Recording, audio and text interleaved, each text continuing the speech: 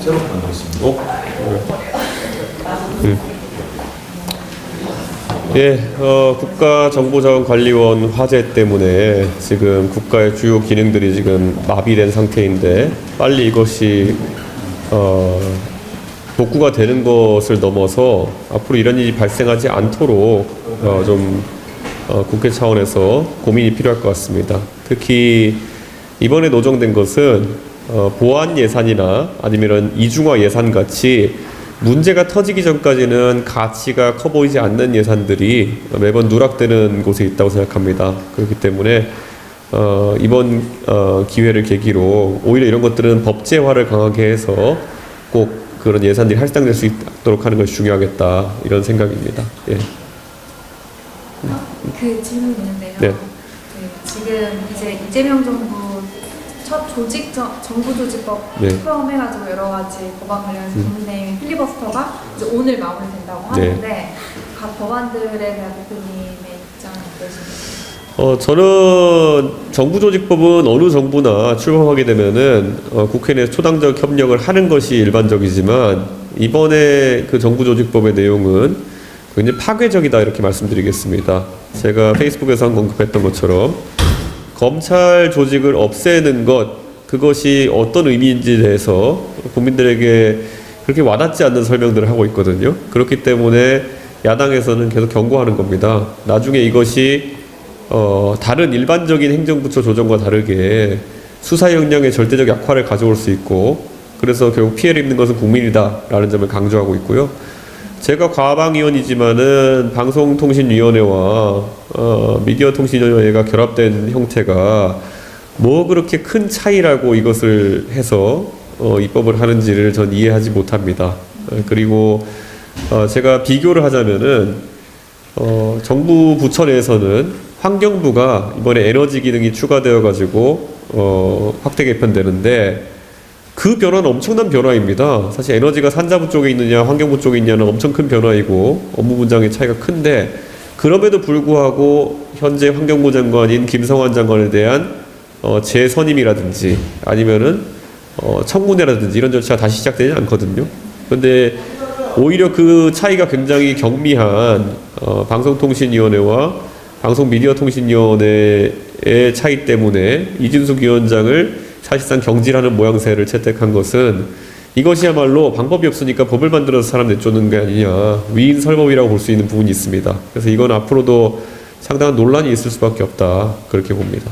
그러면은 이재수 위원장 같은 일이 일어나지 않도록 뭐 민주당에서는 다음부터는 정권이 바뀌면은 뭐 임명직들을 물러나게 하자고 이런 얘기도 하는데.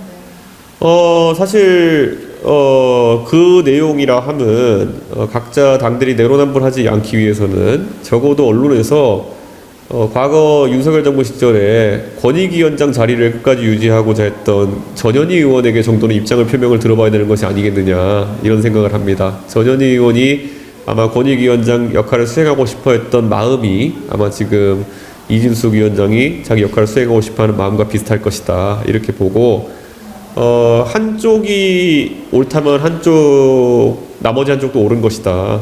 예, 그런 관점에서 보면은 얼마나 지금 거대 양당이 내로남불을 지속하고 있는지 볼 수 있을 겁니다. 최근에 시도당 위원장 선출을 마치신 걸로 알고 있는데 앞으로 당은 좀 지방선거를 어떻게 준비해 나가죠? 이번에 개혁신당은 시도당 위원장을 완전 직선제로 이제 선출했습니다. 사실 이것은 앞으로 대한민국 정당들에 있어가지고 하나의 모델이 계속 되었으면 좋겠다, 이런 생각이고요.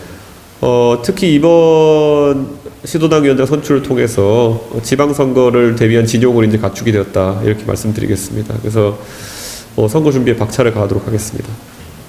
이제 국힘에서는 계속 범보수 통합이나 연대가 필요하다, 이런 입장이 나오잖아요. 여기에 대해서 좀 어떻게 대응하시나요? 사실 총선 때도 그렇고 대선 때도 그렇고 선거 때마다 이게 사실 계속 올라오는 이야기인데요. 이미 개혁신당에서는 그에 대해서 명쾌한 입장을 가지고 항상 대응해 왔습니다. 그리고 지금 국민의힘에서 장외투쟁을 하고 이렇게 하는 모습도 저는 그 모습 이전까지는 장동혁 대표에 대해서 그렇게 관망하는 모습이었지 센 소리 안 했지만은 저건 황교안의 길이다. 제가 명확하게 선언했었고 그 황교안의 길에 함께할 사람은 없을 겁니다. 좀 연관해서 예. 국민의힘 지도부에서는 좀 윤석열 전 대통령의 보석 신청을 받아들여야 한다 이런 얘기도 이제 최고위에서 나왔더라고요. 이런 입장에 대해서 저는 과거 박근혜 대통령에 대해서도 최대한 방어권을 보장할 수 있는 상황 속에서 재판이 진행돼야 된다 이런 입장을 밝힌 적이 있습니다. 하지만 윤석열 대통령은 지금 방어권을 이야기하기에는 본인이 계속 혐의를 부인하고 있고 그리고 선택적 법정 출석이라든지 이런 부분이 제가 알고 있는 일반적인 보석 상태에서의 재판을 받는 사람들과는 좀 다른 자세가 아니냐 이런 생각을 하고 있습니다. 저는 윤석열 대통령이 진짜 보석을 바란다면은 법원과 여러 형사적 절차에 성실하게 임하는 모습을 보여줘야 되는데 그렇지 않기 때문에 제가 뭐 법률 전문가는 아니지만은 보석하기 어려운 상황이 아닌가 생각합니다. 하나만 네. 더. 뭐 일본 관련된 건데요. 네. 그 차기 자민당 총재가 모두 우파 인사들이 구해된다는 전망들이 나오는데 이제 내일 좀 이시바와 이재명 대통령의 이제 회담이 예정돼 있잖아요. 그래서 좀 어떻게 좀 한일 과거사라거나 협력 관계에 대해서 어떤 걸 해야 할지. 한덕수 총리에게 사실상의 외교 행위나 통치 행위를 하지 말라고 했던 분들이 바로 민주당입니다. 그 임기 말에서 예를 들어 국가를 대표해가지고 하는 회담이나 회의는 의미가 없다고 이제 주장하는 것이었을 텐데요. 이시바 총리의 퇴임이 결정된 만큼 저는 이번에 의미는 제한적일 것이다 이렇게 생각하고 저 같으면은 어떤 노력을 들어서라도 새로 임명되는 총리, 새로 지명되는 총리를 만나기 위한 노력을 할 텐데 지금 이렇게 하는 것은 아마 이제 사실상 책임과 또 그리고 권한이 많이 상실된 이시바 총리의 회담을 통해 가지고 그냥 듣고 싶은 소리를 듣고 싶은 그런 느낌 아닌가 생각합니다.